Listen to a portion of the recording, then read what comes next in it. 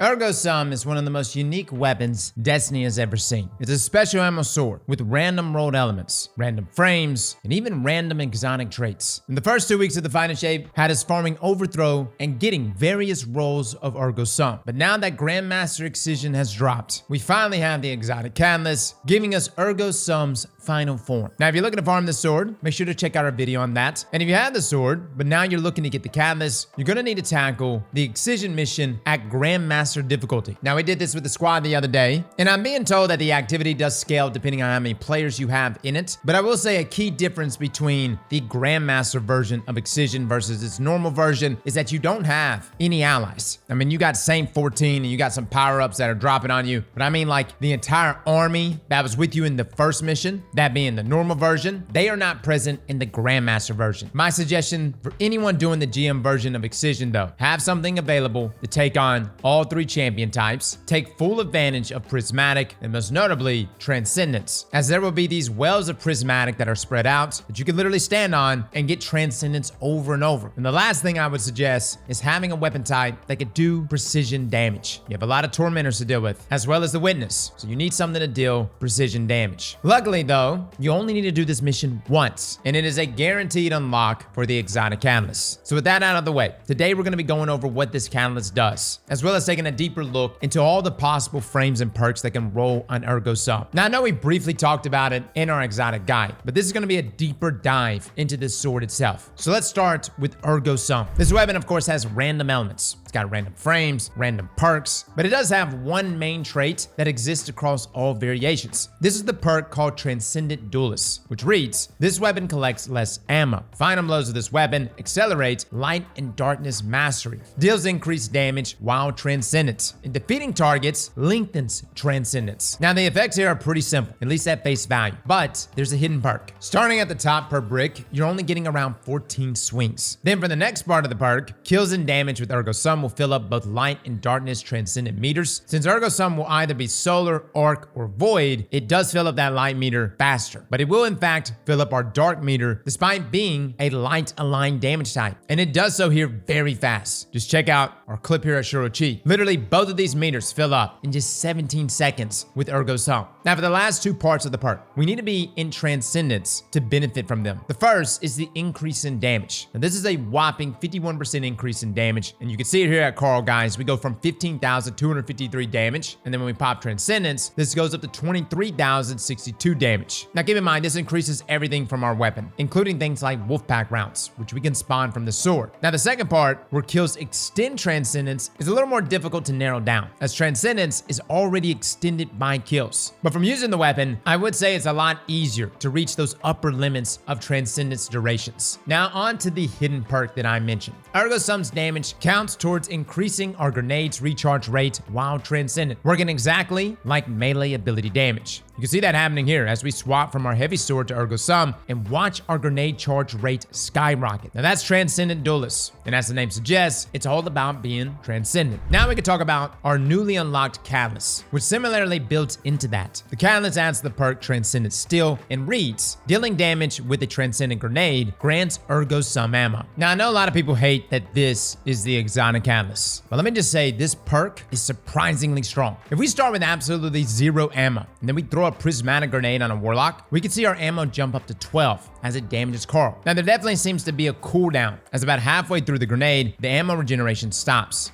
Also, subsequent grenades seems to give diminishing returns, as every grenade past the first one has only given me 6 ammo, and this seems to be fairly consistent across all 3 Transcendent grenade types. The only difference I found was that Hunter grenades last long enough to get one more tick after the regeneration goes on cooldown. So across a full duration, you can actually get 15 ammo back on the first grenade and 9 back on the grenades after that. But regardless of class, in a sword that only holds about 40 swings at best, these are no small amounts of ammo, and since Ergo Sum sword damage gives us back our grenade, you can spam those and get tons of ammo back. Compounding the catalyst with Ergo Sum's existing functionality, it really is the perfect weapon to have maximum uptime on Transcendence. When you need to build up your meters, Ergo Sum puts you on the fast track, and then while you're Transcendent, it increases your lethality, extends your duration with ease, and refunds you ammo, so you can keep slaying out and build that Transcendence back up. Ergo Sum's Catalyst has truly perfected the niche of this weapon. The ammo economy is so much better, and you could totally rely on this weapon. I know we have artifact mods like Blade Stamina, which are phenomenal, as it gives you back 3 ammo on multi-kills, thus allowing us to literally use our swords as primary weapons, something you could do here with Ergo Sum. But Ergo Sum's Catalyst is something you can utilize alongside these artifact mods. Now, speaking of other artifact mods, we also have one called Transference, which will give you up to 50% light and dark Transcendence energy after getting weapon kills while Transcendence was active. This is a very strong one and synergizes with Ergo Sum. You also have Arch and Blade, which gives us an increase of 15% more damage to our swords. So you're talking 3 mods here that easily synergize with Ergo Sum. Now, the last thing I need to mention before diving into damage comparisons of frames and exotic perks is our Blade and Guard perk that Ergo can roll with. It gets all the usual options, which gives us the same god rolls we chase on legendary swords. This is of course Jagged Edge and Swordmaster's Guard. These 2 perks give us the best damage and the fastest charge time for our heavy attacks. But you can fine tune this to your liking, as you'll have 3 Blade perks and 2 Guard perks on each Ergo Sum, which really makes it pretty easy to have your optimal combination. Now this brings us to our deeper analysis of the various frames and exotic traits that it can roll with. I want to start with the 5 frames that we have. We have Aggressives, which is the Titan frame, Lightweights, the Hunter frame, Vortexes, like Falling Guillotine, Casters, like Chivalric Fire, and the Wave frame archetype that is only present on the Raid Sword, Summon Bonum. All of these have different damage profiles. So let's just dive into comparing them all against each other. Right here at the first boss of Warlord's Ruin, we'll have 2 Lucent Blade mods, a Well of Radiance for each test, and we're subtracting out the Surge or any extra damage. We're gonna start with Aggressives. We dealt 372,010 damage in total. Lightweight Ergo came in at 550,899 damage. Our Vortex variation clocked in at 473,742. Caster Ergo actually hit at 599,541. Now lastly,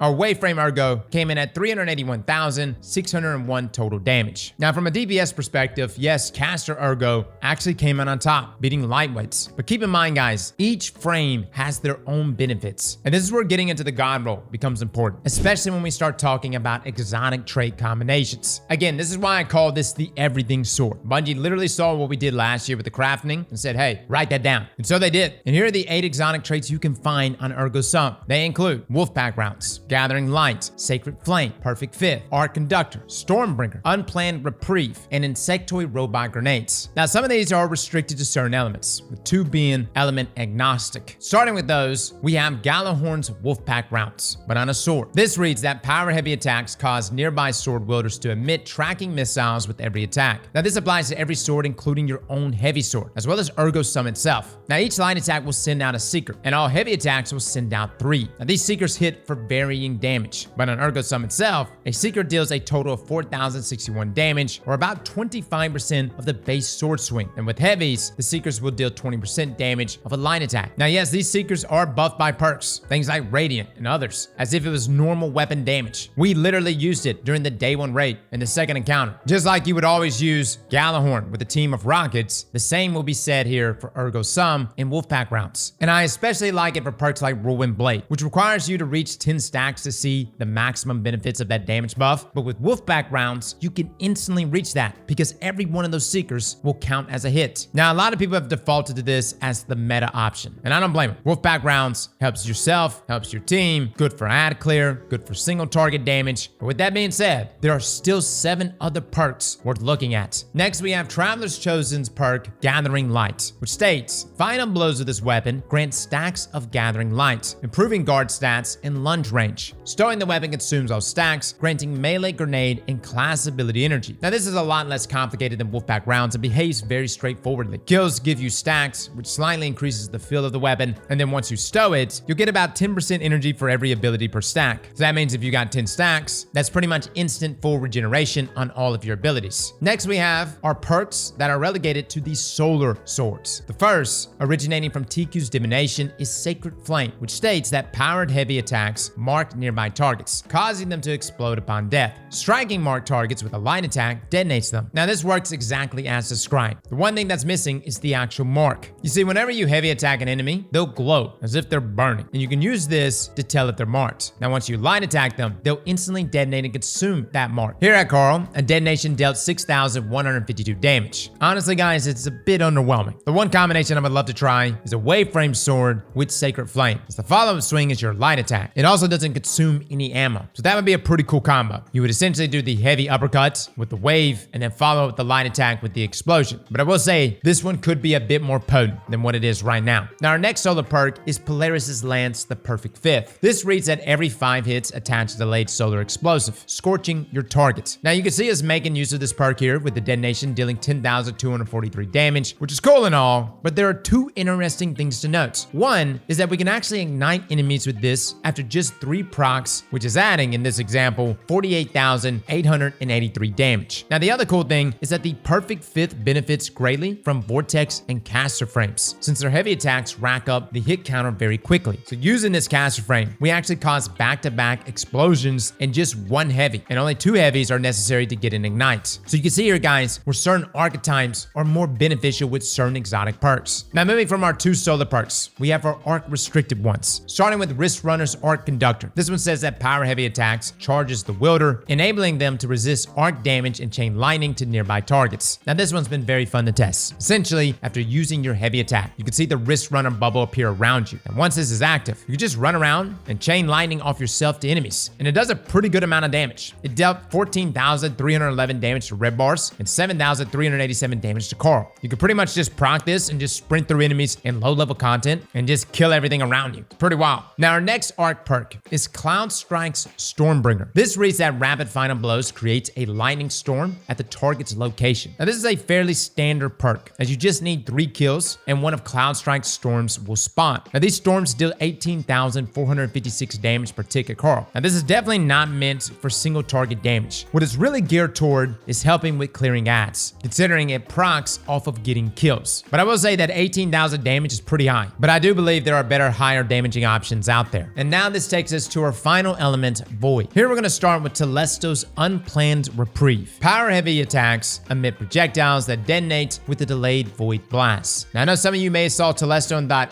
why would I use that? Guys, this is actually one of the stronger ones, and I wasn't expecting it. What happens is that with every heavy attack, a bunch of Telesto bolts will spawn. And with all the swords that we tested, it seems like it's always 7 Telesto bolts. But I have heard that vortexes spawn 10. Now my guess is they spawn more because they wouldn't spawn in a concentrated area like what you're seeing on the screen. But going off the 7 bolts that I got in my testing, these come after heavy attacks. And if all hit 1 target, these will add 8,408 damage per bolt. Guys, that's an extra 58,856 damage. It's kind of insane. Keep in mind, our second highest damage was from the Perfect Fifth and its ignitions, and that added 48,883 damage. In my opinion, guys, Unplanned Reprieve is slept on. I really need to try it out with a vortex frame just to see if 10 bolts are actually created, as that would tack on a lot of extra damage. So if you come across Telesto's Unplanned Reprieve and you see it on a sword and you're like, it's not Wolfpack Rounds, I don't need it, fellas, hang on to it. Now on to our final perk. We have Colony's Insectoid Robot Grenades, which states that defeated targets drop Insectoid robots that chase and explode close to other targets. Now this perk is very similar to how Wolfpack Round works, but rather than proccing on any swing, you need a kill. Now despite the stricter requirements, you're rewarded with much more damage, as each robot deals 12,304 damage to Carl. The only thing I wish this had was Colony's new update, and I'm wondering if Bungie just forgot about this. But Colony got a new update where when one robot gets a kill, it will chain and create another Insectoid robot, which would be amazing to see here on Ergo Sum. So that's it, guys. That is your sword breakdown, its different exotic traits, its frames, and its exotic catalyst. I know a lot of people were expecting more from the exotic catalyst, but I think even outside of this episode, when we move on from artifact mods like Blade Stamina, you're gonna need this exotic catalyst on Ergo Sum. Again, for those interested on how to farm for this weapon, a guide to that will be down below. Feel free to check it out. TLDR, just farm the daily overthrow, but you can still check it out if you want. Fellas and ladies, thank you all for coming and watching, and as always, slap that like button like your mama told you right.